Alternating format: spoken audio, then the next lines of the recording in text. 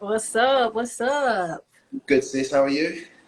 Oh, good. How is everybody doing this Sunday? It's, as you can see, it's afternoon here in Houston, Texas, but I'm pretty sure it's nighttime where most of you guys are. How are things over there in Ghana, Quab? You know what? God, it's very, very nice at the moment. I can't even lie. Yes. We had a really, really long rainy season here. So a month or 6 weeks ago, it was kind of like European type weather, grey and dreary. But right now, it's razor, razor, razor hot, razor bright, and it's beautiful. Very, very, very beautiful. Well, that's good. That's And good. how are you doing? How are you doing over there in sunny Houston? Well, I'm glad it's sunny today because it's been raining, but I'm a little bit jealous of you because typically Houston has a kind of subtropical climate. It's kind of always summerish, springish, but right now it is actually sweater weather. So, like people like me who like the heat, I don't have no problems. When I was in Ghana, like I could deal with some sun, I could deal with a nice tan on a year-round basis. So, I am a little jealous of you now that I've been there and experienced it. I definitely I get the magic and I miss it. Well, I Yeah. think Ghana's waiting for you to come back. I think it's been a year since you were over a year since you came last time. So, yeah, the team's waiting for you to come back. We've had a busy November so far. We've got some of the community members in town with us, living their best life. I see some of the gang joining here. Hello to Debs, to Narissa, Fiona, to Ronke, and all the other supporters and family members that are with us. Just good evening, everyone. But Saray, over to you. All right, well, today, guys, we have planned for you a nice little chat with Quabs. We really just want to have an opportunity to get caught up because, for whatever reason, he likes to remain mysterious as much as he loves to post. When it comes to going live, he's a little bit of a mystique. So I'm gonna see what I can drag out of you today. If y'all have any specific questions, please just kind of pop them into the chat, and we'll try to get them answered. Hi, Fiona. We'll try to get them answered for you. But I'll just get started. So we know that you're there in Ghana right now. We've been seeing the stories, we've been seeing the posts. So I guess what's going on just in the ground in on the ground in general in Accra there. I know it's like moving into December next week. Everybody's like starting to get excited. People are coming back. But what is going on in Asarci world right now in Ghana as well? We're closing out the year strong. We're closing it out pretty busy. We've released our fifth community, which is pretty cool. So it's been a very busy year. This time last year, we had announced the opening of the Ark, and then I think it was back in June, the Covenant was open, which was Community 4. And Community 5, we've been working on that for a while. And on Thursday and Friday, just gone, we started setting out and arranging that site into a beautiful fashion. So we've been very, very busy. The whole project has sort of morphed into something pretty special, pretty lovely. And we've got just incredible people with us. The land itself is extremely nice, to put it mildly. And yeah, it's been really, really cool. It's been really, really nice, really nice. Yeah. You know, I gotta give a little bit of background. It's kind of cool having this conversation now because the last couple of times we had it, I had not yet even been to Ghana. But now that I have gone and I'm speaking from the other side, so to speak, when I Yeah. hear you talk about the beauty of the land and just like the camaraderie of the neighbors getting together and touring the different communities and just building community amongst each other, hearing you say that now, I understand the immensity of it. So if you guys haven't had a chance, go and kind of check out some of the past few posts on the page because you can see some of the community members have, because of the time of year it is, been able to kind of descend on the area all at once and just like really get to know each other and really just build some beautiful memories together, which is beautiful because these are the same people that are literally going to be building a community together. Um, and even though things right now are in the early stages, the land is being set out. People are coming, staking their claims, staking their plot. It is just a beautiful sight beautiful sites, because at this point, if you can catch that, there are multiple communities all in one area. So can you talk to us a little bit about this idea of building kind of this 15-minute city concept that I know I've heard you talk about? Yeah. What is that? What is the Asarci vision for that? And how does that help in terms of building community and security amongst the neighbors? Cool. So the 15-minute city concept is basically that no matter where you are on our estates or in our town, because essentially now we are building a town within a town, and the whole thing was, after coming to Ghana so often for so long, I realised that when you're dispersed from people that you're pretty close with and that you trust, because it's pretty hard to sometimes find people to trust wherever you are in the world, especially if you're technically like an immigrant in another country. It's pretty handy, if you have people that are close to you. So the 15-minute city concept says that no matter where you are on one of our estates, your friends, your family, your associates, the businesses that you need, the amenities that you need should be 15 minutes in proximity to wherever you are. So, that was the vision initially. And, the business is, I still conceive the business to be young, but, we've been going now for just over 2 years on the ground, which is where it matters. So, I think the sort of breadth of land that we have now and the amount of people that we have with us is something that I take pride in. And I'm very, very glad to serve the people that have joined us on the journey so far. We have a mix of, obviously, mostly we're a residential estate, but I allow people to also have commerciality on their plots, as long as they're not going to do anything too crazy or too naughty or too noisy or too dirty, that's going to disturb other people. And then we have sections within the estate that are just straight for commercial use. Like Community 5, for example, has a bona fide defined high road or a strip. So those brothers and sisters that understand that there's not really jobs in this country, they need to do business, they can come and buy plots on that commercial road, and then behind their commercial plot I've organised it so they can have their residential plot, so the commercial plots would be a quarter plot, and then you've got like a 3/4 plot at the back where you, your family and your bloodlines will set up for the first 10, 15, 20 years as you're working out this thing called Ghana. So that's what the 15-minute city concept is about. All right, cool. And I know one thing that's really interesting about all this to me, and is it my position, I would say, is interesting as far as the perspective that I have, because as a 2-3 year member of bona fide team Asarci, but Absolutely. also as a member of the diaspora who is relying on the expertise of the Asarci team just as a customer would, being able to kind of go through this process with Asarci has been really unique, because I feel like what we don't get a chance to yell from the mountaintops enough is how easy and how trusting you guys make this process. Because let's be real, trying to do, let's just say, anything on the continent. I know, as a person who's trying to start a small, apparel business, trying to do anything on the continent is just filled with risk of, who can I trust? And so to me, the biggest just jewel of what Asarci offers, almost equal to the expertise that you and the team bring, is really this sense of community that I don't know if people understand is constantly being built.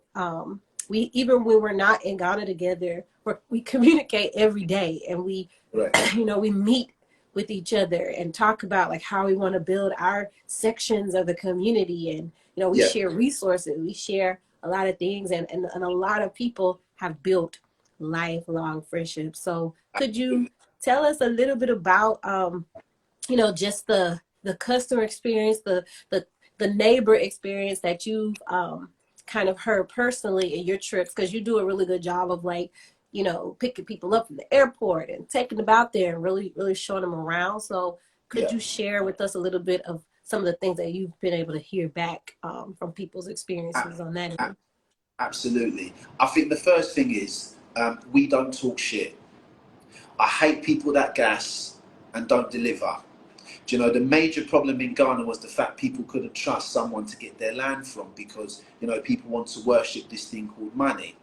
And I think it was a big thing for me when my father passed away, and I realised that after like all these years of work, you know, I knew it already anyway, but after everything, it didn't take a grain of sand with him.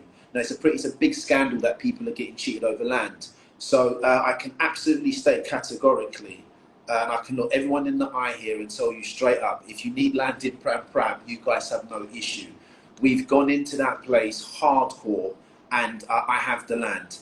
You know, on ground in Ghana, it's about possession. When you have possession, then you can allow people to sleep at night. And that's all I ever wanted to do for the guys that were buying land. So the first thing, Saray, was solving that problem of trust, you know, and we've solved that, you know. We've solved that because we've delivered and we've done what we said we would do. You know, when I started, you know, we had this vision of New Africa. I knew I would supply land to a lot of my brothers and sisters, but I've got to be honest, I didn't think about like the community aspect. I didn't think about this phrase that one of my clients gave me, a brother called Clive Powell. He used this term, human capital. You know, I never really thought about it in the early days that this human capital could be so massive. You know, just before I got on the phone with you, I had two wonderful Jamaican sisters. You know, actually one's a sister, one's like an auntie to me, Yvonne and Narissa. You know, they're in Ghana. It's Narissa's first time. Auntie Yvonne has been there many times. She loves it here. You know, they're from the beautiful island of Jamaica, but you know what they're doing right now in this city and the love that they're having with each other, you know, and the moments they're sharing with each other and the journey that we're all going to be on is pretty cool. So absolutely, community now is a big thing. So, some of the sisters in London and the man them, the way that they're moving now, the things they're doing together, we're going raving together, you know, we're meeting up, having lunches and dinner. People are going to concerts, people are going to watch Dave Chappelle, people are traveling with each other, not just to Ghana. You know, and I expect that to continue. I fully hope that next year, you know, a lot of the brothers will get together and the sisters and start talking some more serious stuff, you know, about collaboration, how we're going to do things together, you know, even in business, because the firepower we have now is pretty colossal. When it comes to the hospitality, Saray, you know, in my corporate career, hospitality was so important. You know, I've been pretty blessed. I was able to travel the world. And wherever I went, the way I was handled by the people that I deal with in my business, you know, I used to work in essentially gambling business. And wherever I traveled the world, the way I was treated and the way we were handled, you know, I learned something in terms of how you treat your customers. Because it's more than money for us than what we're doing. So you're right, when people come to Ghana, we do our best, especially if it's the first time, to try and make sure that they feel welcome here, picking up people from the airport's a minor. If there's accommodation links that I have, it's there at their disposal. When someone's in this country and they want to come and see the land, I send my drivers to pick them up wherever they are in Accra, whether they bought from me or not. I'm not a dummy, you know. We do the things that will give people the understanding that the way we operate is pretty clear, that our intentions are clean, and we're very professional. So we pick people up, you know, if it's early hours, I'll feed them breakfast in the morning, because to go to site hungry is a disaster, you know, at 10 o'clock and you've come from Accra at 8:30 and you haven't had breakfast. It's pretty mean, you know, so I make sure people are fed and watered, and we take them on site visits. You know, we have a beautiful lunch at the ancestral wall. All of these things, you know, I make sure that are covered for people. And then most importantly, I get them home safely. And after that, and they've met their neighbours and they've seen the land, we'll talk about the land in a minute, hopefully, then it pretty much becomes a bit of a no-brainer, you know, what they're going to do and maybe where their future will lie in Prampram or in Ghana. So, yeah, we care. We really care about treating people well. You know, I feel compelled to put this into context for people.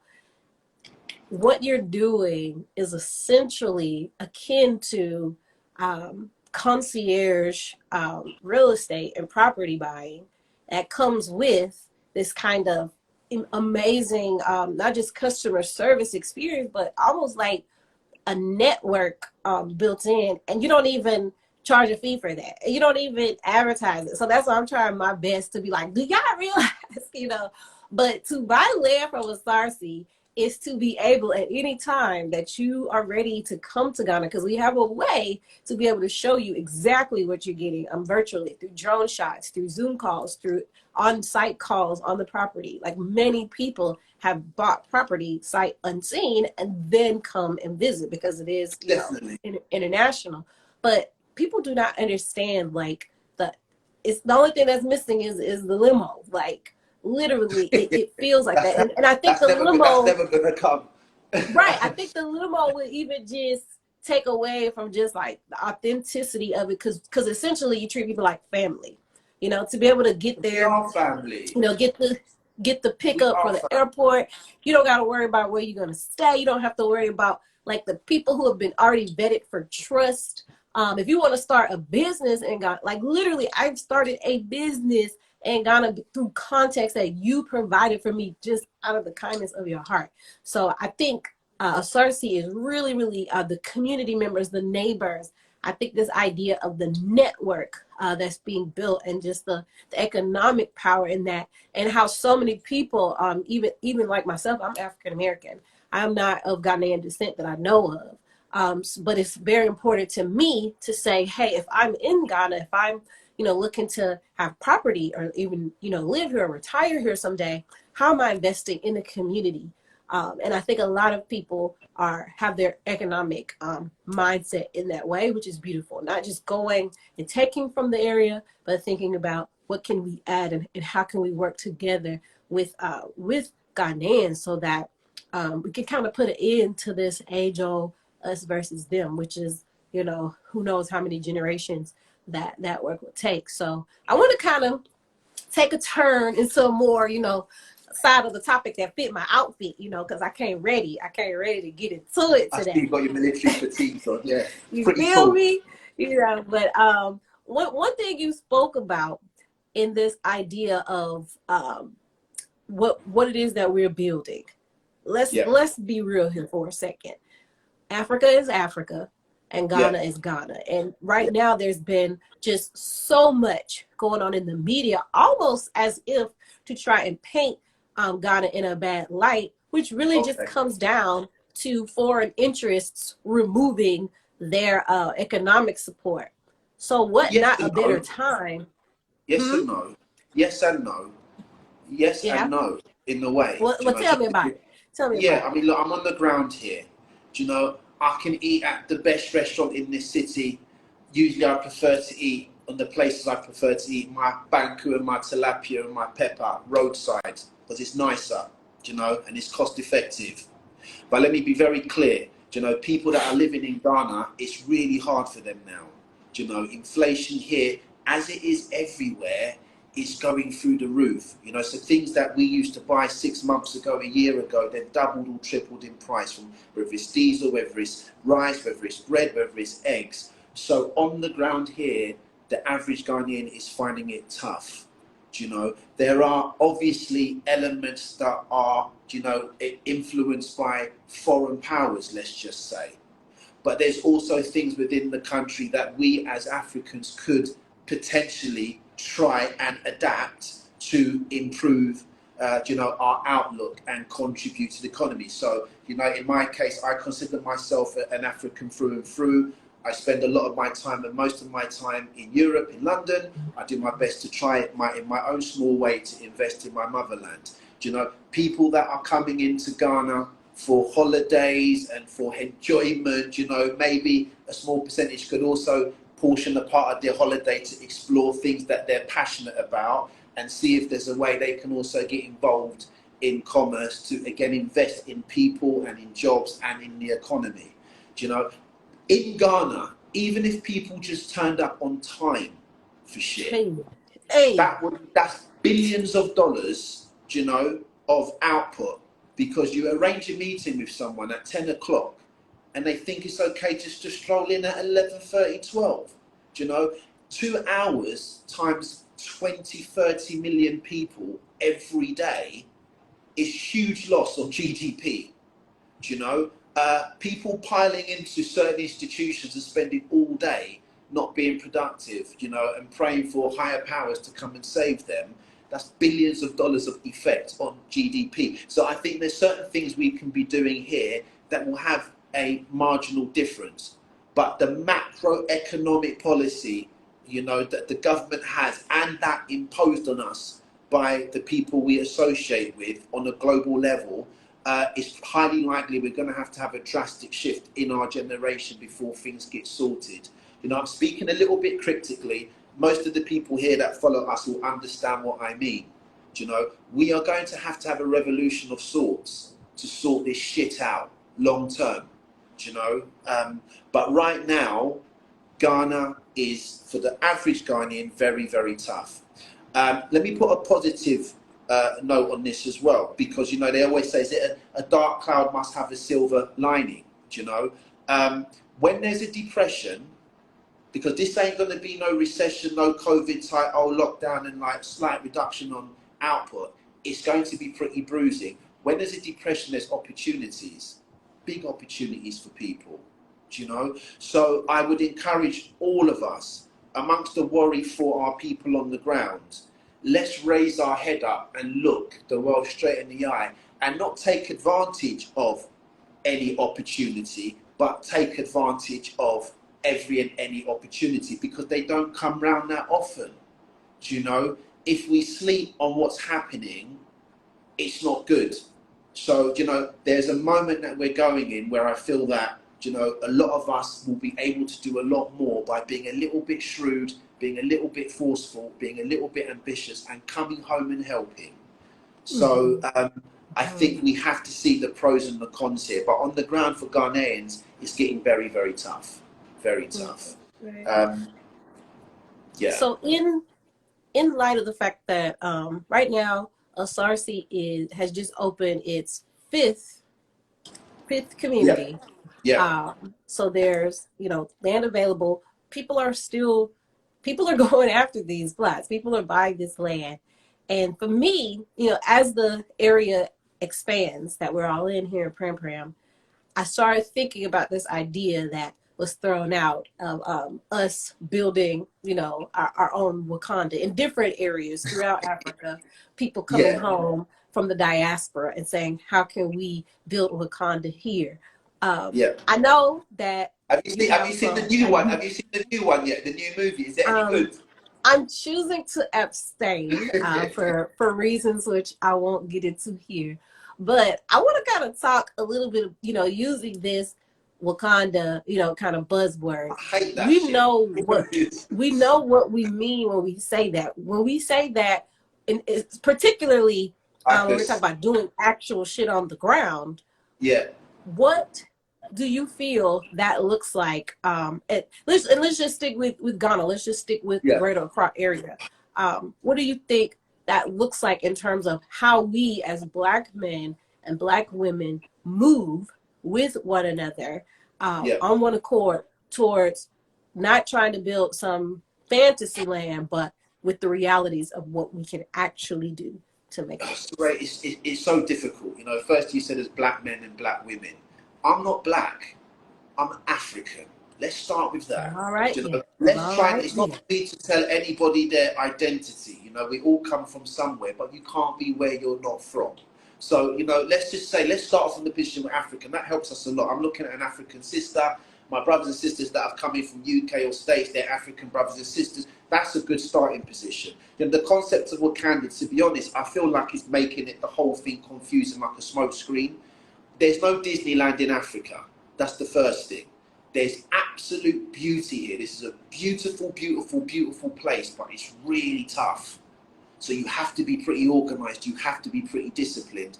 You have to be pretty focused. You have to be pretty well planned to execute here properly. And you have to be very aware of those interests that are already doing just that. So if we intend to do it, we better get on code and fast. I just want to throw that in there. But, you know, you make people, you know, when you're doing these things, mistakes inevitably are made. So, for example, I always tell people that you have to pay the university fees of Ghana. It's like you're doing the masters, the first year or two. That's going to cost you 5, 10, 15 grand of losses, of making bad moods, shitty decisions, or getting knocked by people before you're in a position to have learned what it is you might have to do to succeed in whatever you want to do. One of my brothers here mentioned spirituality. Africa is not a normal place. Do you know, if you don't want to respect the spirits that are here, I think you're going to have a problem. Like what we do in land, there is absolutely no way in hell we would be able to do what we're doing without our veneration of our gods and our ancestors. I know that now to be a complete standard thing. What we're doing is on such a huge scale now that the way everything has happened over the past 2 years, it's pretty clear that the way we respect the land and we respect the spirituality is assisting us. Someone might call it a blind faith type, but we know we've had the signs that what we do is of advantage and help to us, because some of the land we have, people are probably even buried there. Do you understand? So the concept of Wakanda, let's go back to that. Do you know, let's say a place that's full of potential, a place that is very advanced, do you know, a place that's hopeful, a place that's proud, a place that knows how to defend themselves. Do you know, when I mention those ideals, to be honest with you, I do think about what we're doing in Prampram, because, you know, going back to this thing about human capital, the people that have been called and acquired land through us, do you know, we've got a lot. We have over 250 people, and the caliber of these brothers and sisters, absolutely, you know, they're like the warriors that we see fighting in these Wakanda films. You know, they are absolutely top drawer individuals. You name their background and their expertise, we have it. So, you know, in a way, I feel like we're building a clan here. So whatever you need, Saray, I mean, look how talented you are, how skilled you are at what you do on your day job and on the stuff you do on the outside. That's of massive advantage to a clean-hearted brother or sister that needs some advice or some help or a pointer in the right direction. And we have that now across hundreds of people. So it's the concentration of the power. As far as finding vibranium, you know, in Prampram, I don't know if that's going to happen, but I can tell you, I feel like what we're doing is like gold. The land is like gold. You know, it looks like that. It feels like that. And the people we have with us, when we collect ourselves together, we have something that's extremely precious. So maybe we will build our own type of Wakanda, but what we're doing is making sure we've got the thing that will underpin it all, which is the land. And that's my job, to make sure that I have the land and I acquire the land in the right places so that my people can stay together, you know, and my people can work with each other to fulfill any of the objectives that they have. Hope that answers the question. And I just want to say thank you to, firstly, greetings to my brother Lawrence, he's here, because I hope you're good. Fiona, Olivine, Ron K, you know, all the people that I know follow us often. Just greetings to you all. Thank you for your support from afar. And yeah, any questions you have, you're free to also ask. No problem. Yes, please do drop any questions that you have in the chat. I know that there was one that came through. Someone asked, can you give an example of some possible opportunities that people can take advantage of in times like this? Because anywhere in the global economy, whenever there is a downturn, and there represents the opportunity of like things to kind of get in on early or things to invest in early. Another person, you know, gave their answer to that question by saying opportunities exist. We just gotta research them and have a focus area where you kind of start, and kind of like you said, wherever your interests lie, you're gonna have to take a learning curve. You're gonna have to go through the university of like figuring out how all these things work. There is no get rich quick. Even for you, you've been operating in the land business in Ghana for decades now. You know, so what comes to mind for you in terms of what would be an example? that you would give uh, to somebody? yeah, I'm pretty open when it comes to these sort of things. I'm not a hoarder of information. One of the things I've thought about this for a while, do you know, it's just for me a timing thing. But I think now with inflation, with the food being a big issue, do you know, food supply is a massive problem. I still think agriculture right now, because of the way that the population is increasing in Africa, the intra-African trade market is pretty big. You know, the export market, if you pick the right crop, I think is pretty strong. And if someone's got the determination, you know, to go to the bush, now everybody wants to come to Accra. There's nothing in Accra. There's no money in Accra. You know, there's no money in Accra at all. All the money's outside. You know, so I always feel like, you know, the Jewish boys have a saying: where there's muck, there's brass. And I truly believe that.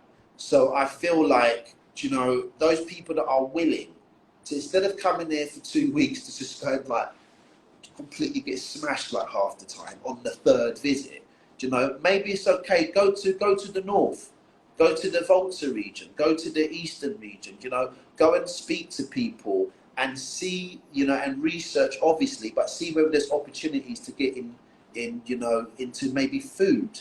You know, and if you're going to get into food, one of the major problems we have, in my opinion, with the limited information that I have, is the cold chain.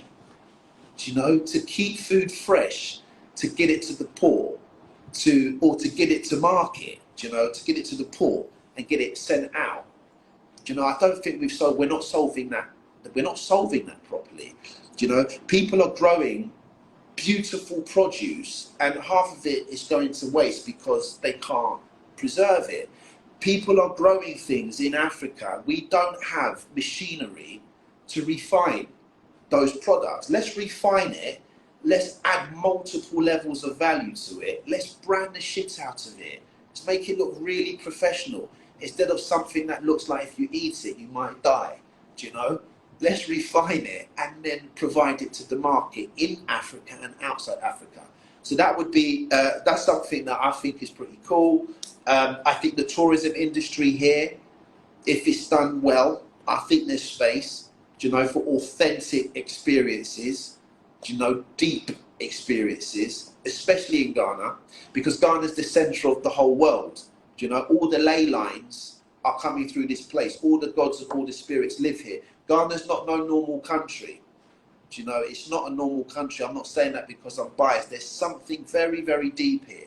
And, you know, the wise men of this world, they talk about this landmass.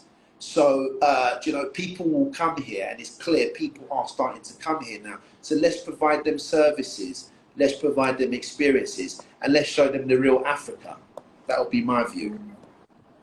Yeah, you know, I want to kind of speak on that because I feel like if you just say you don't want to be biased, I feel like I'm unbiased because as a African in America who could, I'm not even sure if there is a way for me to figure out where my lineage descends from, Yeah.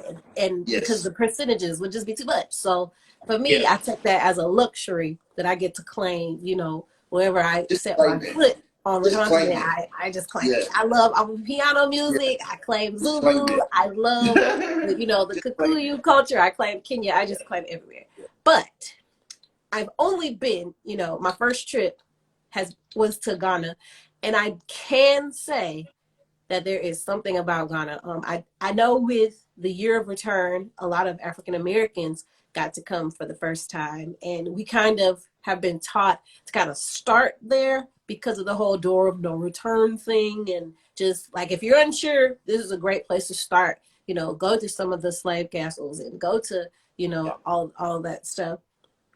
And one thing that caught me just off the back is the number of slave, I'll say dungeons, because I know you're going to correct me for saying castles, Yeah. but the number of slave dungeons that just dot the coast, like ones that aren't even documented or don't have tourists. Like we were in the, you know, the old town, Prampram, where all the Yeah. fishers and villages still are, and you just turn a corner and there's a slave dungeon right there. And Yeah.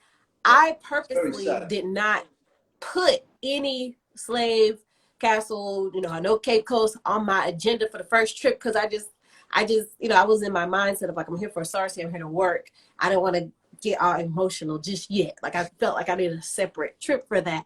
But it was like, here it is, whether you're ready for it or not. And Yeah. you could definitely feel the spirits of those people, of our ancestors, of just like the trauma that was gone through. But Yeah. you also can feel there's a specialness and a richness and a sweetness and beauty to the people who are there, to the Ghanaian people. They're some of the you know everywhere has risk and dangers, but pound for pound, these are some of the most beautiful and kind people, helpful people that I've ever met. And I wouldn't be able to do business there from afar if I didn't have people that I could trust, as you well know.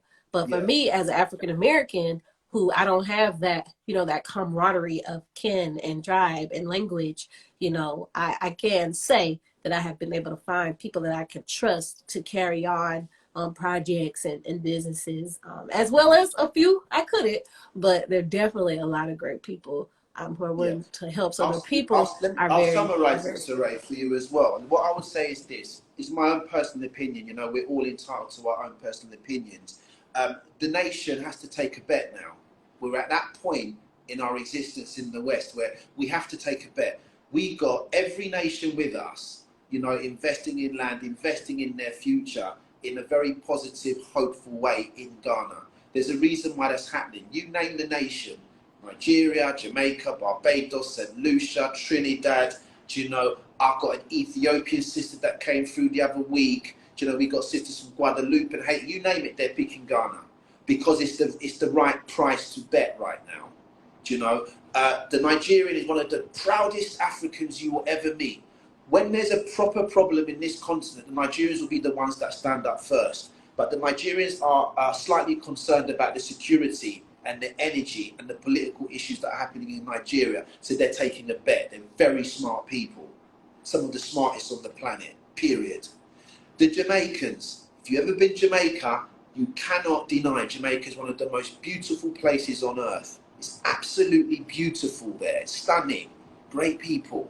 But there are some fundamental issues there. And the biggest one is lack of scale. You don't do these sort of moves and you're not thinking about 3-4 generations down the line.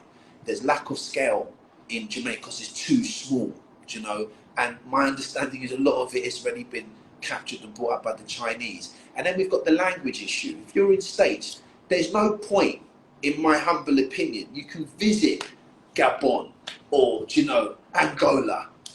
They're all beautiful, blessed African countries, but unless you want to go through that ag of learning Portuguese or learning French, you have to take the shortest path to what it is. And what it is, we are mostly English speakers. So pick the English speaking country where, we have our languages here, but you'll be able to operate in some capacity.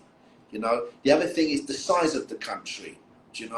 Ghana's size is manageable. And then I want to touch on lastly this thing about the trust factor. Ghanaians are lovely people, but in Ghana you have to be very, very careful. Very, very careful. I will never disparage my own people, but we have to be very, very shrewd. You can be juked here with a needle 1,000,000 times and bled slow if you're naive, and if you don't pray, if you don't bring your ancestors to protect you spiritually. The poverty in these countries, I think, often make people do things they shouldn't do. In what I do with land, plenty of people have bought land from their own family members. They come, the land is not there. People are sending money to their mothers. They come to build a house. Someone's taking photos of a house that doesn't exist. So Ghana, don't play with Ghanaians. Come here with your A game on. Don't come here thinking it's all Disneyland. It's beautiful here, but you've got to be very, very smart. Otherwise, you will get buried. We are always on the lookout, and we're always trying to be careful how we move here. It's not easy at all. But I would say, we've had some of our neighbours come in over the past 2 or 3 weeks, and the joy on their faces with what they're experiencing in this beautiful country, the weather, the feeling of security, the fact that the food is similar to what they're used to, the friendly people that you talk about. Ghanaians are nice people, do you know?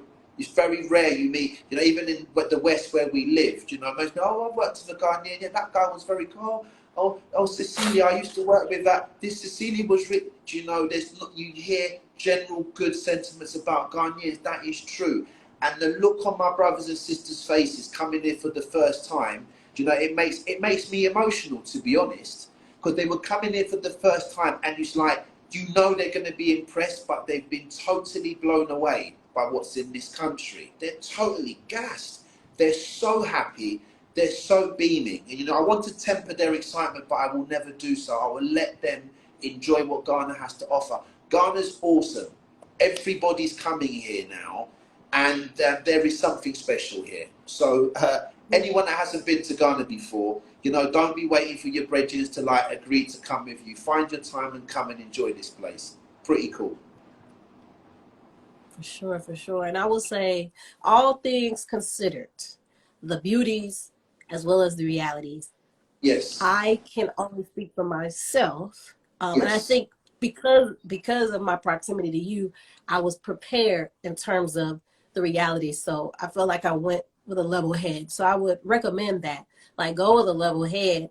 And it's just like anywhere in life, if you are, you know, if your spirit moves a certain way and your ancestors are with you, or whoever is your higher power is with you, you're going to know how to see and recognize what's for you and the good that's there to pull out. And you're going to know how to be, what's the word that you just, you know, you're going to know how to discern those things which you should, you know, veer away from. But pound for pound, all things considered, I can't describe it.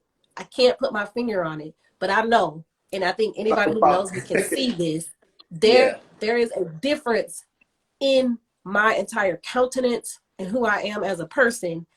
Like, it was almost like there was life before I went to Ghana, and then there was life after. I don't know what the thing was. I blame it on the sun, because you're so close to like the equator and the Layla. I don't know, but there is something. Ghana's all right, sis. Honestly, even now, the sun you experienced in June compared to the sun now in November.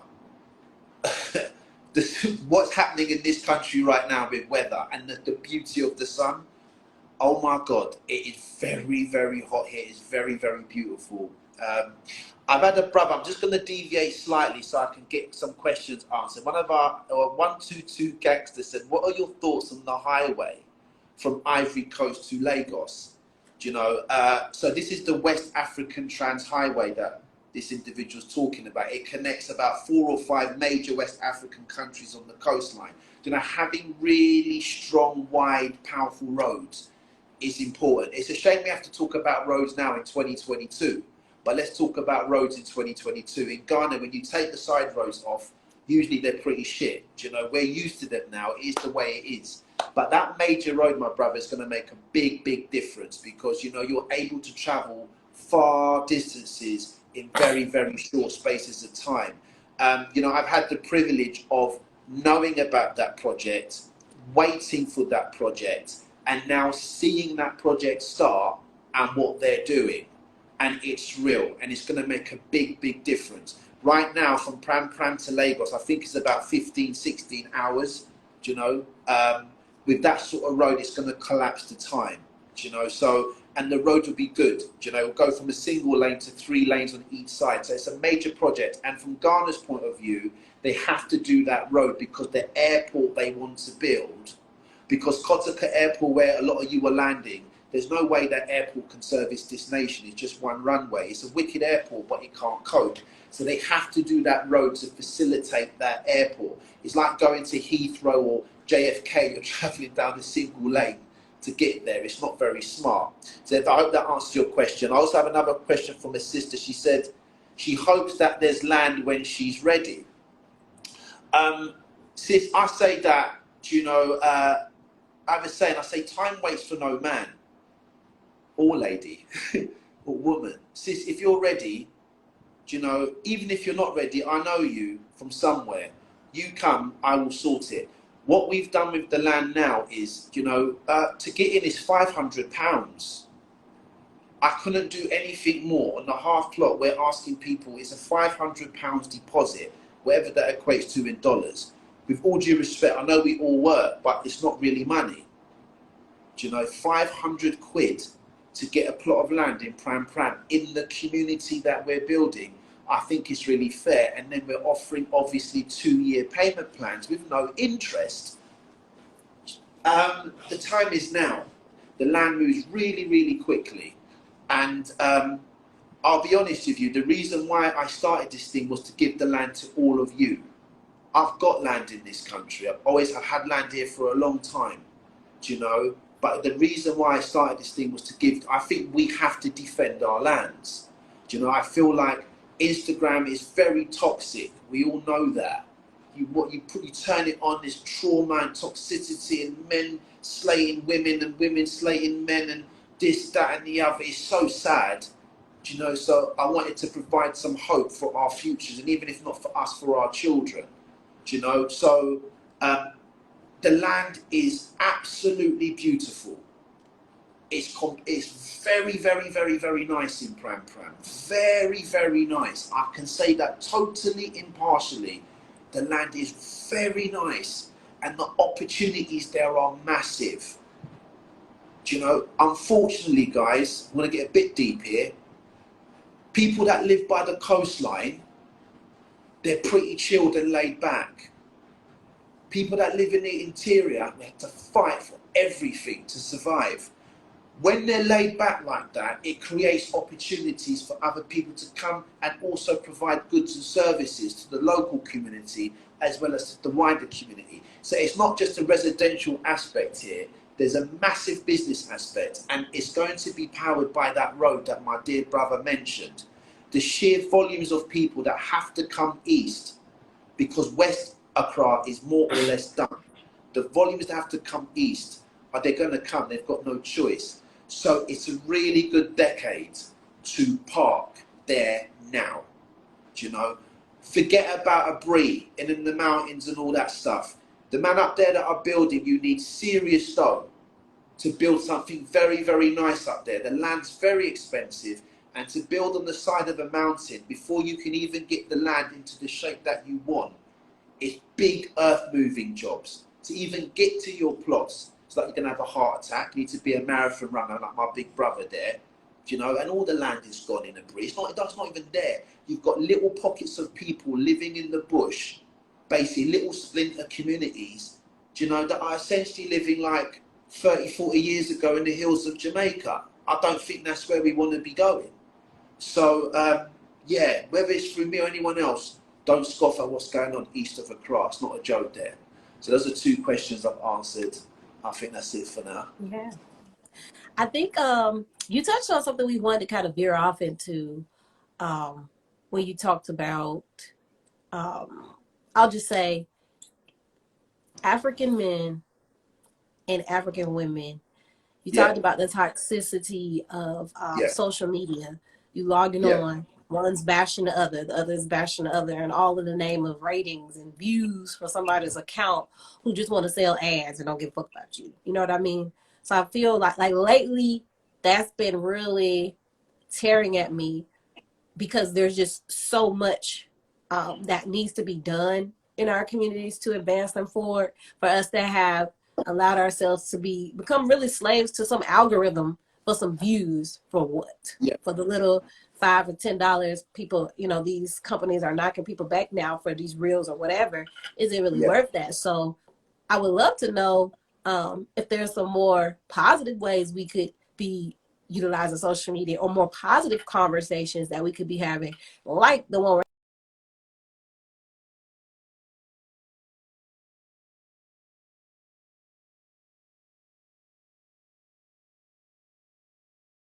our African men, and kind of a need to step up in some ways, to provide leadership in some ways.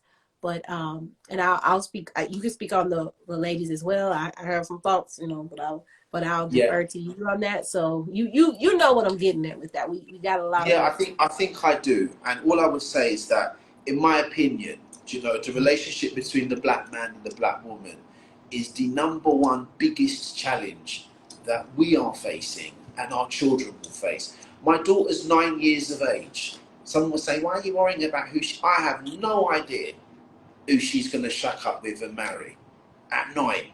I'm concerned about it. You know, I've been married for 10 years. You know, I've been with my wife for 17 years. My eldest son is 25 in January. He was for my high school sweetheart, Antoinette. So I've got 3 kids. So for 25 years, you know, I've had experience, I guess, of being a dad, and for 10 years being married. And I know that the institution of it is really important. And I'm also pretty realistic. It's also really, really challenging. Do you know, what we need in our world, all of us, is just a lot more care for each other, a lot more respect. Do you know, I always say, from a man's point of view, me and my brothers and my male friends, we talk about this thing. We want our sisters to respect us, but we've also got to be respected and respectable to deserve that respect. Men and women, do you know, my lens is purely African. So I'm not into any like new age, pseudo-European type views on this, that and the other. That's for them. You know, I was born in 81, I consider myself a modern man. But I do not see men and women as equal. Do you know, we are different. No one's better than the other. No one's higher, no one's lower. But we are not the same.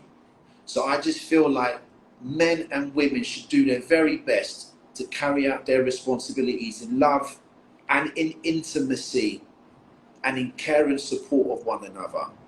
That's how I see it.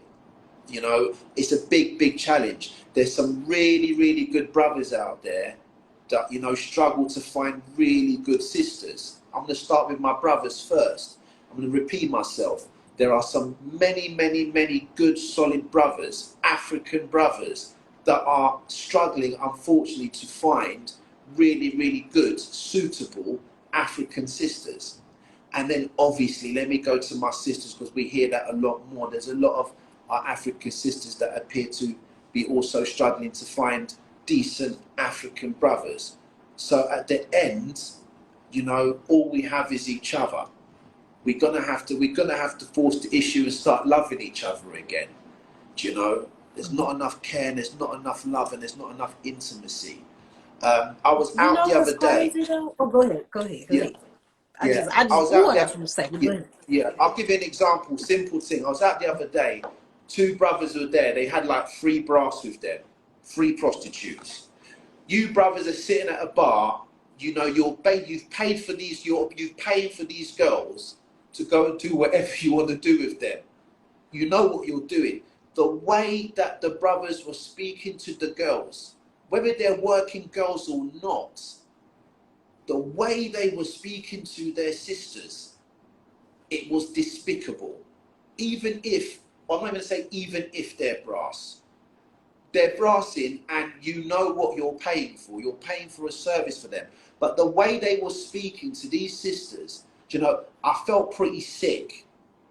You know, on another day, I would have schooled them, but it's the sort of situation where if I got involved, in Africa, you lose your life over stuff like that. So I stay in my lane. So from, you know, the lowest of the situations to the highest of the situations, there's very little respect. You know, I see sisters often speak to brothers in a way that is not befitting of a woman to speak to a brother like that, personally speaking. So I hope that we will find a way to improve our lot together. But in my community, we're really trying to foster love and care and support. That is very important to me, you know, whether you're married to someone or not. You know, when my sisters, if you're with one of the brothers from the community, I expect you to treat that brother in the right way, you know, in a respectful way. And I also expect that, you know, my brothers treat the sisters that are in the community with the utmost of respect. Do you know? We have one of the brothers asking here, what are my views on I think it said interfacial relationships. Boy, sounds like a lot of fun. Interracial relationships. My view on interracial relationships is pretty clear. Do you know? My personal belief is that people should try and stay within their own race. That's the simple way. Do you know, I feel like our women have gone through so much and continue to go through so much. If I have even a speck of something positive to give, I would prefer to give it to my own. I prefer to give it to someone who looks like my mum, someone that preferred that someone looks like my daughters, my aunties. That's my own personal preference. But I also believe that there is free will in this world. And I feel like love is a very complicated game. So one of the things we don't have in our community is anyone trying to be clever and pontificate on people about the game of love and about the game of religion. Do you know, show me someone that has a relationship that is perfect. Do you know, great. Do you know, show me someone that's seen God. Amazing. So there's certain things that we don't try and be too clever on. Do you know? But our viewpoint, you know, I think you guys can smell how we move. There's certain things I don't need to come on a daily basis and be gassing about. We are pro-African. You know, we are not pan-Africanists like that. Do you know? We're not into the gassing. We're into the tangible things. We are far right. We're not centre right. We're far right. So our position with these things are pretty clear. But we don't believe in racism. We don't believe in abject discrimination. Do you know? Can you imagine to hate somebody because they came out of their mother's womb a certain colour? Can you imagine how ridiculous that is? Somebody's born in Lahore, Pakistan, and you hate the guy because he's Pakistani. It's like, okay, like what rock have you been living under? This is the same thing that's being applied to us. People hate us because of our colour of our skin, do you know? But really they hate us because they fear what our potentials are. So I hope that answers that question on the interracial relationships. Yeah, how do they speak to their mothers if they're speaking to women like that? I don't know. It's complicated, though.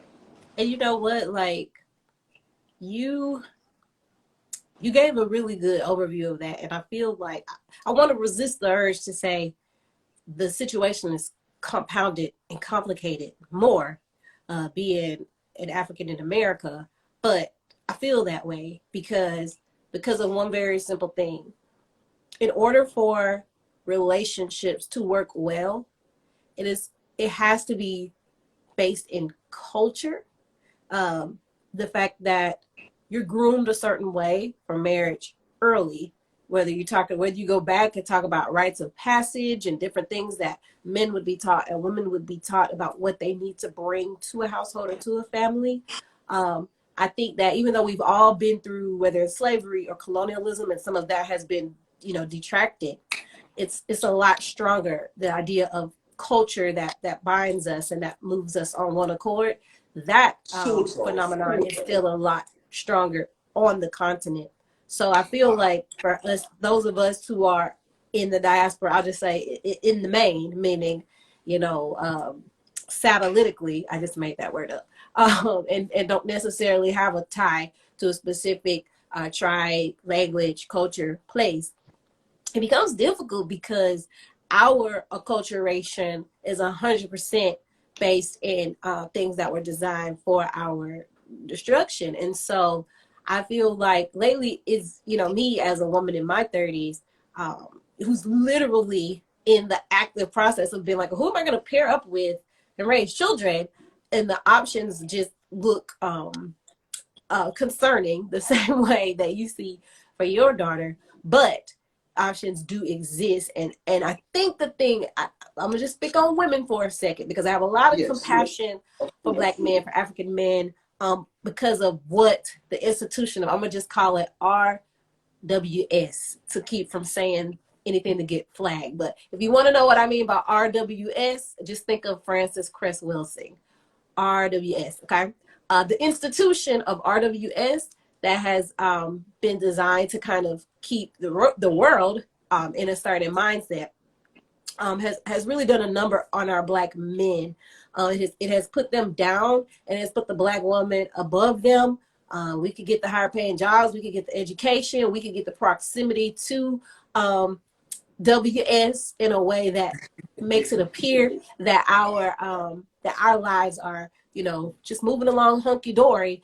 But then there's this disconnect now that it creates by design between men and women here. So that gets real conflated. And I feel like we have a lot to learn from you guys, because there are cultural practices, there are tradition that you It's might not even changing. be thinking The way about it's or be changing. aware of, but that It's matters changing. so much. And yeah, I mean, It's that's changing. true, but I think it may be hard for you to see how it even just existing peripherally is an advantage above it being completely removed. You know what I mean? So I feel like us Yeah. as African Americans have a lot to learn from Africans on the continent, because that structure, that culture, that cultural connection that binds people together, we're just missing. And I would love for us to all sit down at a gigantic round table,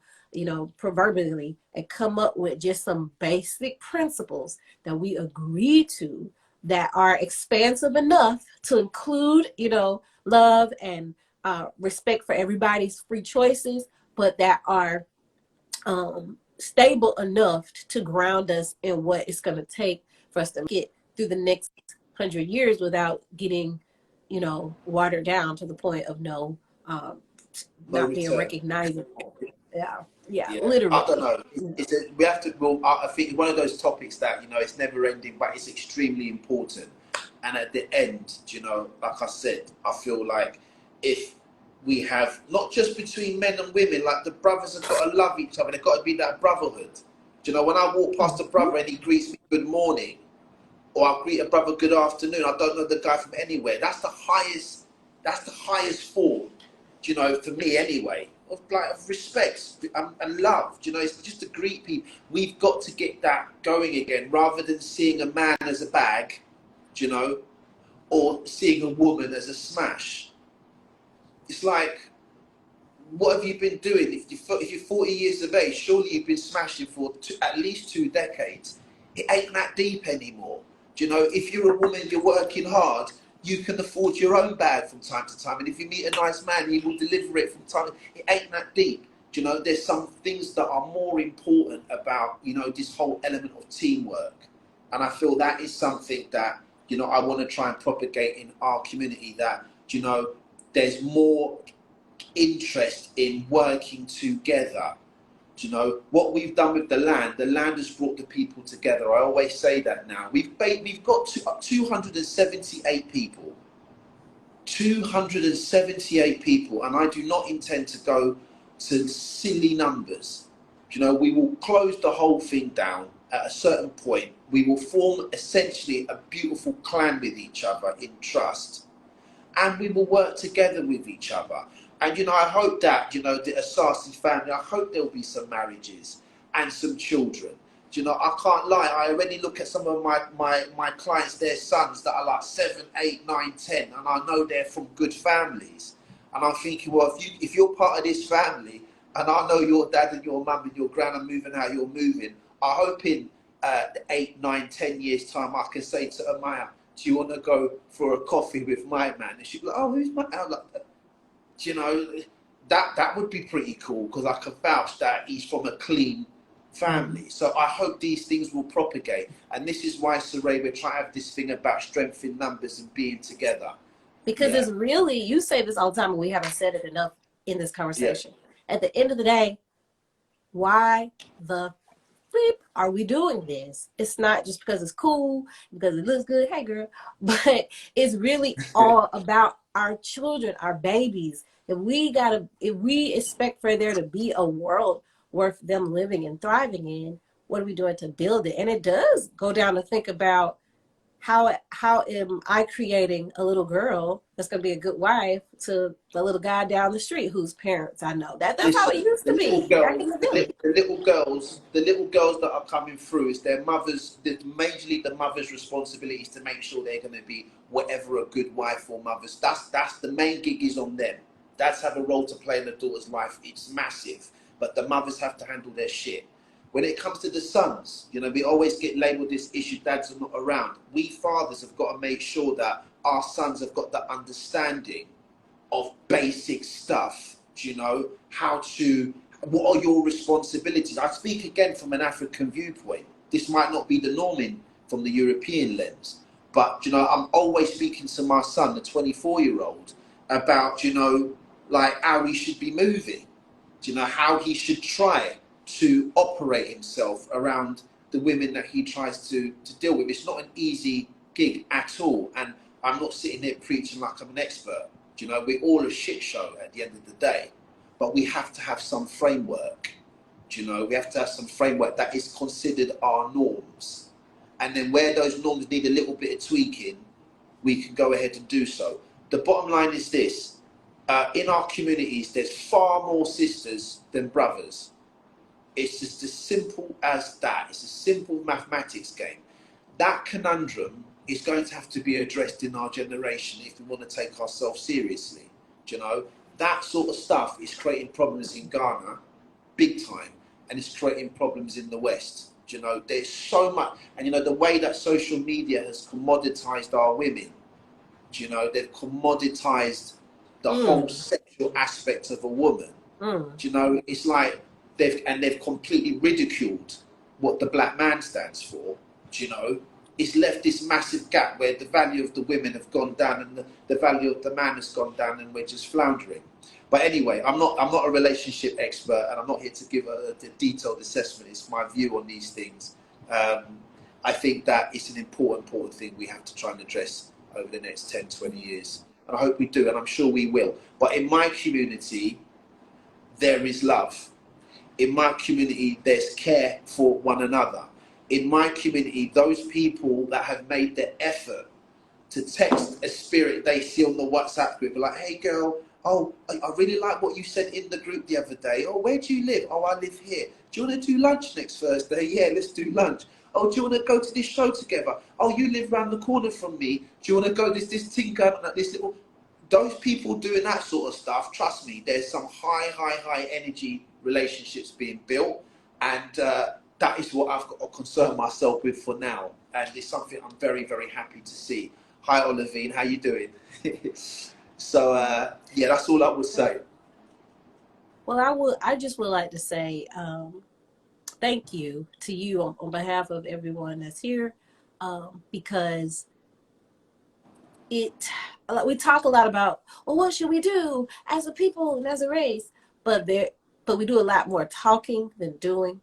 So I would just like to commend you. I don't know if I've ever done this publicly before, but I would definitely like to commend you for just being a man who has ideas, has ideals, and is willing to invest everything from time, money, sacrifice, and just pour your entire self into kind of creating something that exists for the rest of us to benefit from. And so Ray, do you know what? I say it all the time. Do you know, the most impressive people I've ever come across are our own people.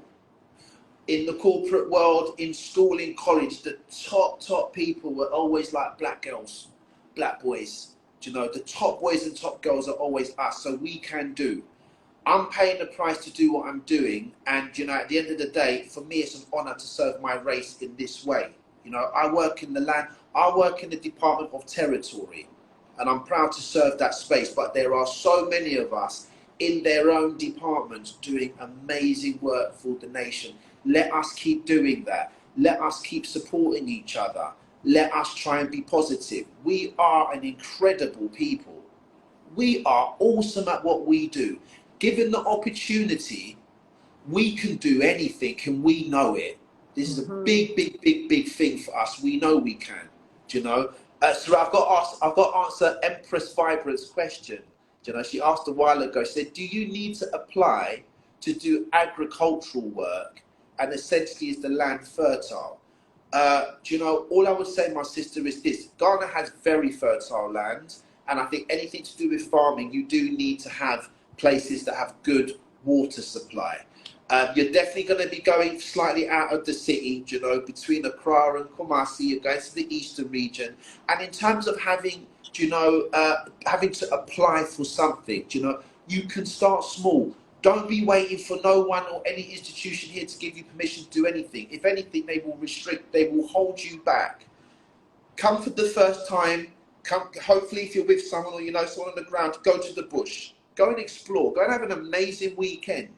You know, basically wearing next to nothing with your boots on and go into the bush and start speaking to people and asking questions about the things you want to get involved in.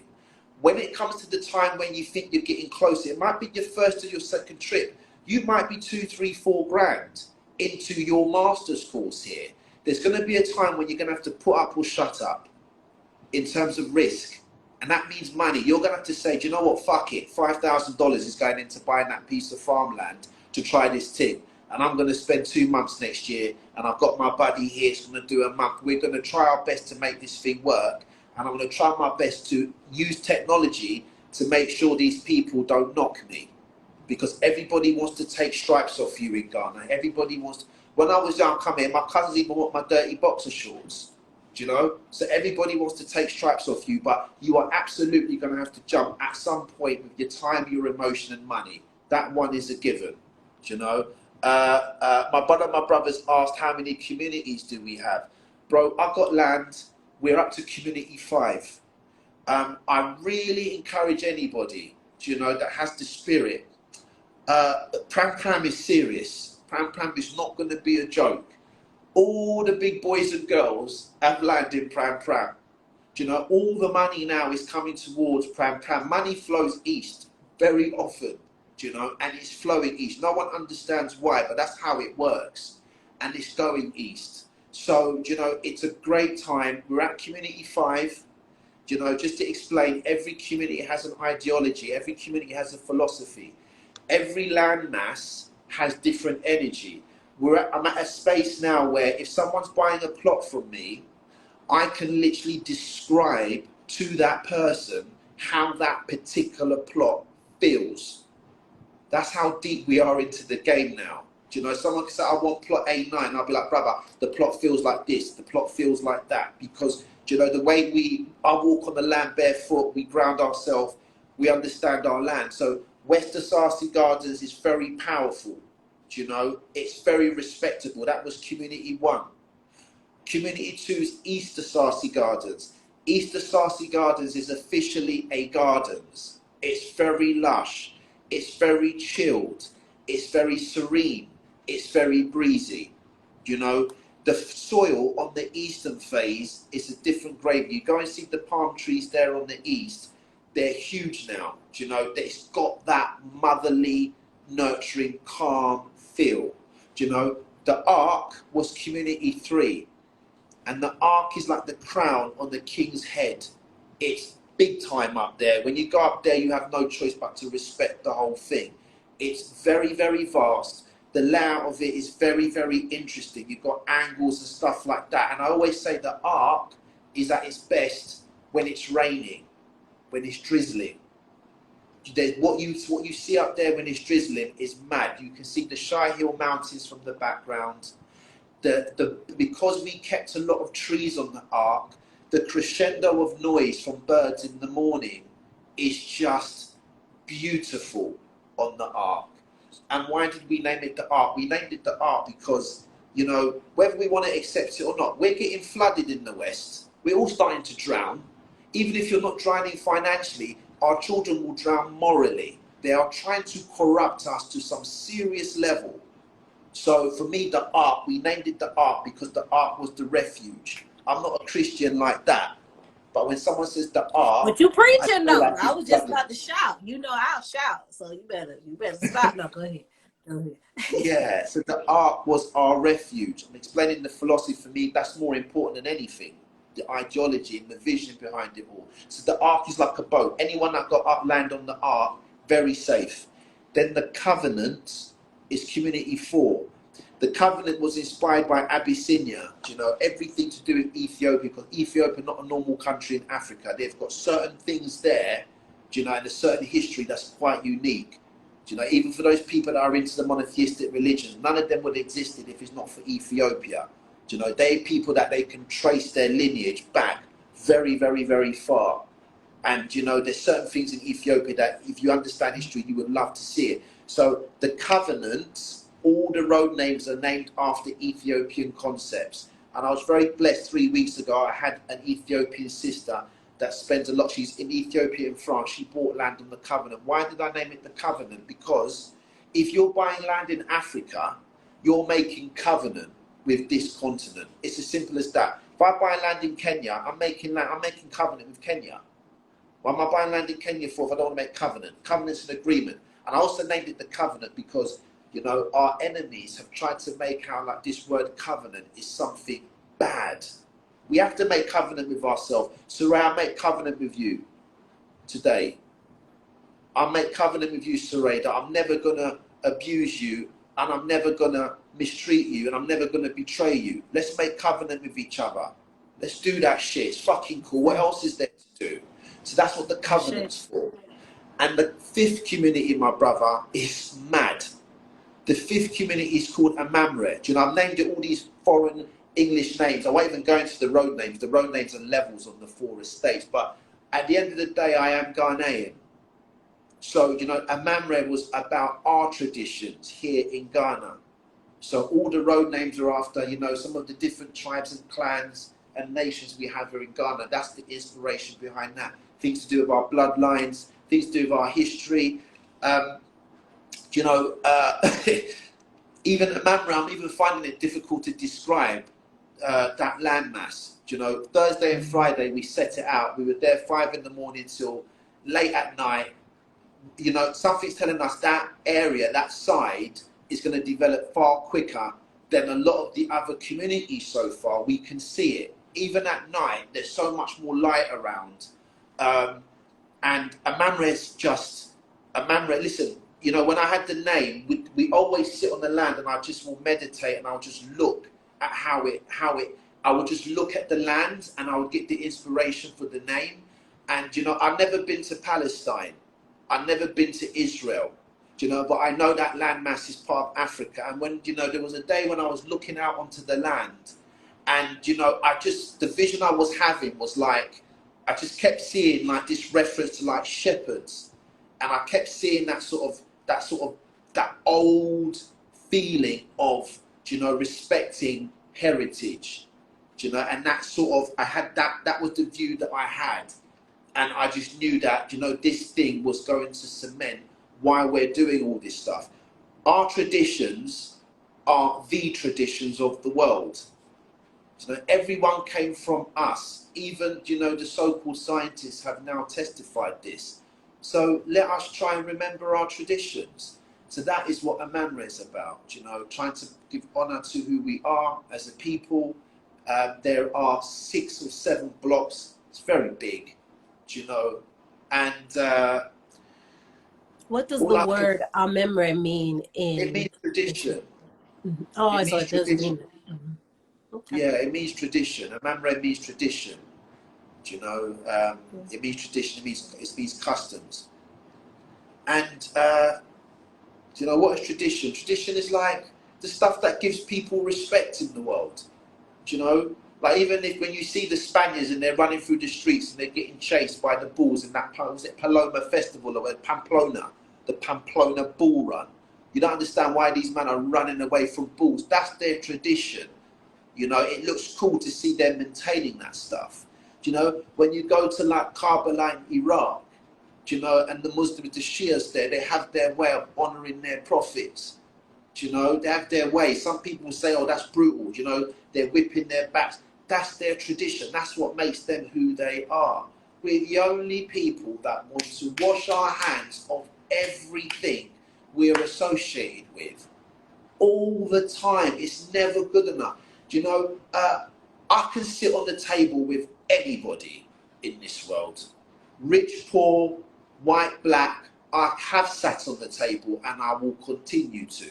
And the reason why I've been able to do that, and I say this actually for my younger brothers and sisters, those guys that are in and around their 20s, the reason why I've been able to do that is because them man that I sit down with, they know that this man is absolutely proud to be African. He is not shaking and trying to come here and be one day. They are clear. They're so clear from the get-go. Because when I'm interacting with people, even on a professional level, back in those days, it was clear that Africa is important to me and my identity is important to me. So, you know, our traditions are valuable. Let's keep them. What I've tried to do with the Mamre, in terms of the provision of the land, let's remember, I provide land to my people. We're going to build hundreds of homes in this country. We are very significant now in Ghana. We are very good at what we do. I'm not here to bullshit you guys. I'm very, very, very good at what I do because my why is very, very strong. I'm also sensible enough to realize, Saray, that right now, a lot of us, if not most of us, we're going through it. People like the Ghanaian economy, the president's doing it. Even where we are outside in London, Houston, Florida, whatever, things have gone mad. Do you know what we're paying to fill our petrol tanks, our gas bills, our electrical bills? I don't compete with anybody on price, but I've got to think, I've got to care. So what we've said is, look, half plots, 3,500 square foot, all these badass houses you see on Instagram that people are selling for 300-400 grand, they're on half plots. They're on less than half a plot, some of them. I've said to my people, to make it easier for them, they can put in 500 quid deposit. That's the way that I want to service the nation at a time where the cost of living crisis is getting pretty peak for people. You know, anyone that wants to own land in Ghana but don't want to put 500 quid down, fine. That's cool. Maybe you can find land for £200 to put down. I don't know. Do you know? Then I've said, right, let's stretch this thing out. Let's take it from 18 months to 24 months. It's 2 years to get us through this period. So that was the other thing that me and Richie, we decided to give to our people because I can. I'm not a dummy. Essentially, I'm financing it for them. Then the last thing was interest. Do you know, how have these people made money over us? It's interest. Do you know, I don't even need to talk all these people. Everyone should be clear. It's interest. You know, it's called usury. It's making money doing nothing. Do you know? And our traditions don't allow that. You have to, a man that sweats is a man that should eat. So in the sweat that you're doing in the West, surely you should have to eat and have part of your motherland. Africa's going to be massive. So again, we don't charge interest. I can't do more than that. Every year we will put up the prices. No one wants to buy land from me and then they're hearing that, oh, come, let's discount the land. Why should I discount the land for? There's no land left in this country. You can go and live in the sticks if you want. Some of these people that are knocking around, they're living in the bush. Don't watch them. If you want to live off-grid, that's fine. That's beautiful. It's beautiful, beautiful, beautiful. But they're living way over off-grid. They're living shacky-type existences out there.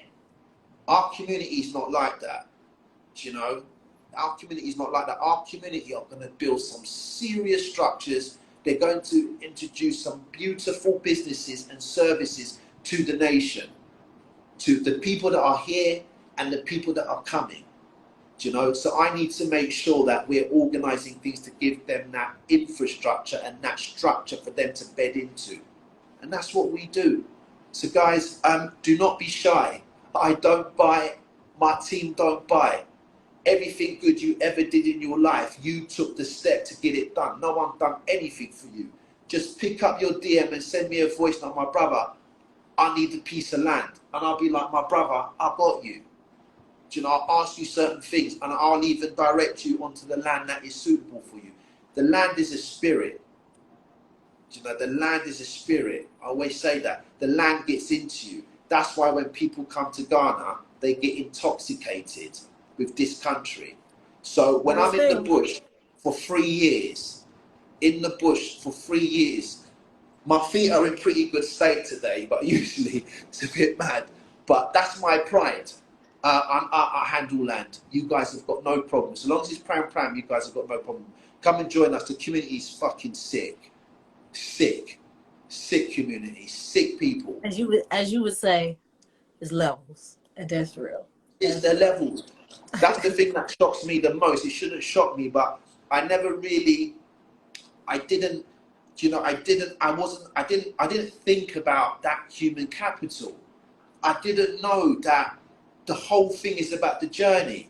Guys, the land will stay there after we've all perished. but the memories being created on this journey to build up our nations is very, very, very important. Do you know, the land was there before any of us came into this world. It will be there after we all leave. That place will be a mega city. My community are going to invest tens of millions of pounds over the next 5, 10, 15, 20 years to build something very, very special there. It's going to take time. It's going to take dedication. It's definitely going to take money. Money talks in this world. Without money, you can't do anything. Every single one of the people that are with us have put their money where their mouth is. They are not bullshitters.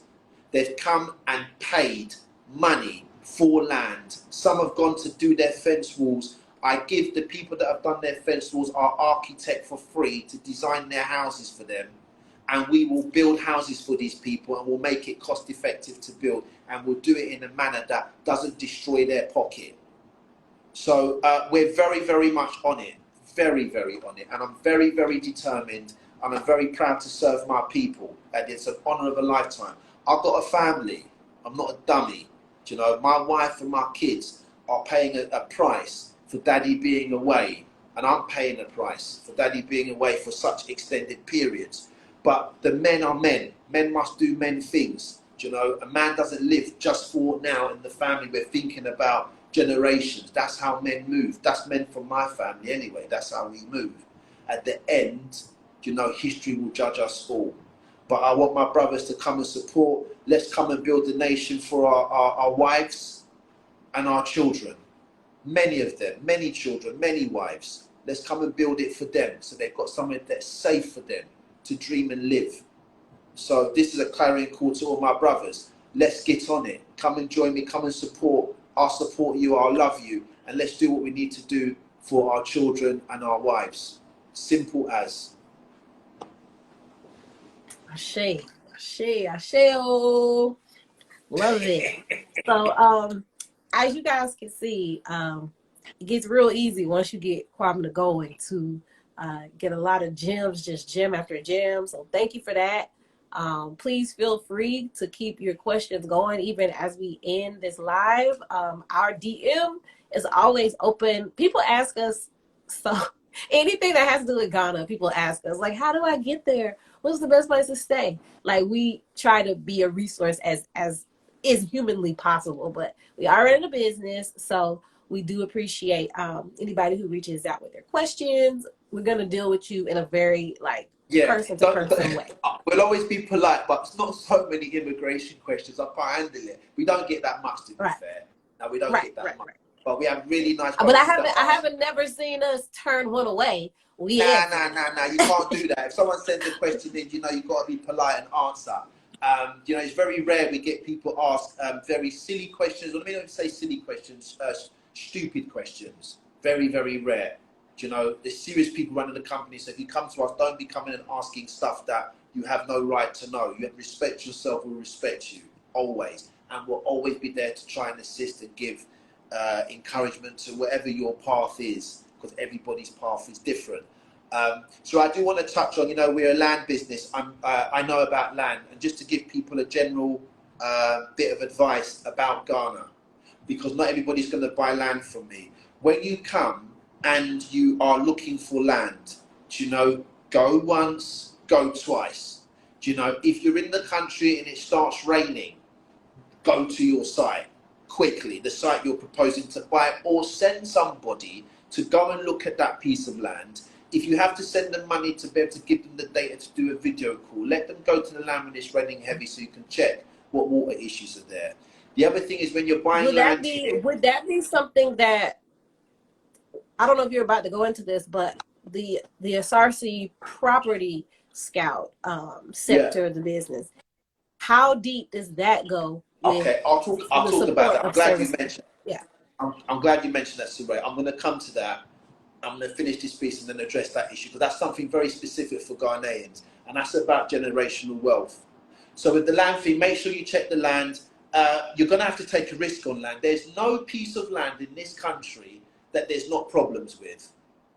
I'm going to repeat myself. There is no piece of land in this country, this beautiful country where all the gods are, where everybody wants to be, without you having a struggle for it. That's why many of you are lucky that me and Richie do all the warring for you. Yeah? So be bold, be brave, and go for the land. And the most important thing is, you know, do your due diligence, and don't think due diligence is just doing searches and all that stuff. There's a whole lot of other stuff that goes into it. But the most important thing is taking possession of your land. If you can't take a toy truck to your land and play around in the bush with a little toy truck without someone coming to disturb you, you don't have the land, let alone taking the machine there. So whenever you're about to transact, especially if it's a sizable plot or money's gone in, you're going to have to put money in, otherwise no one's going to take you seriously. But there's a point where you want to close the deal, take a machine to the plot you want to buy, spend your £200, £300, get the machine onto the plot and see what happens. Once the machine starts working, if that plot is not for you, you're going to know within 15, 20 minutes. So if you can't handle that confrontation, especially as a woman, if you can't handle that confrontation that's going to come, you better step aside and let a brother handle it, because if the land is not clean, you will have a problem with it. Fine, so that's a bit about the land side. On the Property Scout side, so right, Property Scout is really for Ghanaians. You know, Property Scout is a service that we launched. Actually, it's not just for Ghanaians. It's not. It's a service we launched about 6 months ago. It's for the people that I've just described, that maybe they're buying a plot somewhere else. As long as it's Greater Accra, I can handle it. You're buying a plot, you don't trust the people, you want shit done quickly. You call me, you say, Quabs, I'm buying a plot in the Bree, can you help me? I say, no problem, what do you want done? I want a surveyor to go there, I want my site plan done, I want to do my searches. I say, no problem, this is what you're going to pay me. Very quickly, my boys will be on the ground, we'll pick the site, we'll create the site plan, and I'll send it to my people at Lands for your searches. Instead of waiting for these jokers that are here to take the piss and take ages to do simple things. So if you're buying land from anywhere else and you want people to handle some of the documentation and give you a view, do you know, I've saved people's asses actually on this, do you know? Yes, well, yes, yeah. So I've got a sister here that will testify this is true. That's on the land side. The second issue is Ghanaians that have property and wealth in this country. Bro, I'll tell you about the prices in a minute. Actually, brother, I'm not going to tell you about the prices. You're going to contact me and you're going to ask me and I'm going to tell you the prices. I never talk about money on Instagram or on these things because the land is priceless. All I would say, my brother, big bro, is the land is cheap. The land we're giving you, we're dashing it to people for what's in Prampram. So, brother, you contact me and you have no problem. You're my big brother. I'll sort you out. No problem. I have to. You're Eddie's brother. You understand? So, when it comes to the generational wealth side, you know, our people that are in Europe, in Asia, you know, these guys inherited wealth.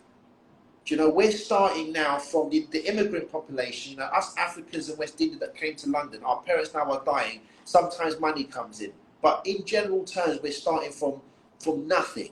But we have property wealth in Africa, Nigerian or Ghanaian. The problem is when your parents die, often their family members want to take the piss and steal all the asset for themselves, for their children. Or, as you've been growing up, 15, 20, 25, you've been so obsessed with someone else's country, you never bothered. Come and check what grandma had. That's for my dad or my mum. You're so obsessed with someone else's country, you forgot that your family has a stonker in Osu that's worth millions. Do you know? Because you thought that, oh, I'm in Halston, or you know, I'm in Lewisham, or do you know, I'm in New York. So like, they're big money back home. So what the Property Scout does is this: if you have family asset in Ghana that you want to start sort of solidifying, mum and dad are touching 75, 80. They're not going to be around for that much longer. They're just not. They're on their way out. Sad to say, but they're on their way out. Most of us are at half time. Let's speak to our parents. Let's let them open up. Mum, dad, what's there? Then you call me. Then I send my boys in and we start doing assessments of everything. Where there's legal issues or where there's problems, we start trying to help advise you to lock it up so that you could get closer to finding resolution, or making sure that when the time comes, it's pretty clear that you and your brothers and sisters, you know, you've got your share of that thing, you know. In Osu right now, some of the old families that were on like half a plot or a plot, these houses are being destroyed now. They're being condemned. And you come and see the things people are building on a plot of land in the prime areas of our capital cities. So my sister Yard that's commenting, you know, she will testify for you that we do not play. This phone and my WhatsApp and my voice notes, I can command a lot of people in this country to do things quickly for you guys. Because the way we move here professionally is pretty sad. Simple thing takes, something that should take 2 days, people try to take a month. So that's what the property scout is for. Surveying services, sorting shit out. And then the other thing is drone services. Our drone guy, Andrew, is probably the best land drone specialist in Africa, if not the world. Why is he the best in the world at what he does? Because he's had the opportunity for 3 years to be capturing land and to be flying these reconnaissance machines to capture and document what we've been doing. Everything is live there, free. We got land shots for Prampram for 3 years. I know where all the issues is because Andrew is the best pilot. Do you understand? So again, if any of you guys have a property you want to buy, or you have land, or that you want to